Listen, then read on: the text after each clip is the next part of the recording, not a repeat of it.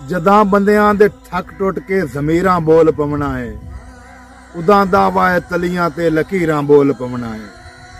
और इन्ने मुनसिब जमाने ते जे पत्थर दी भरेंदे रहे, किसे दे कैद खाने ते जंजीरां बोल पवना है।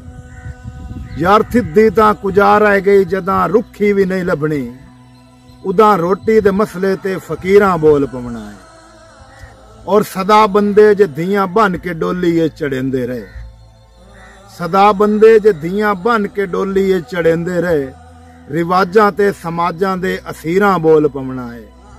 और खुदाई कुदरत नहीं लुकदा भावें जितना लुकैंदा रहो, ओ कदी कातिल तेरे मुंह ते भी तीरां बोल पवना है। और जमा बंदियां ते भैणां नूं भावें मोइयां लिखा छड़े, जमा बंदियां ते भैणां नूं भावें मोइयां लिखा छड़ियाई, जदां वंड होई भिरावां दी जगीरां बोल पवना।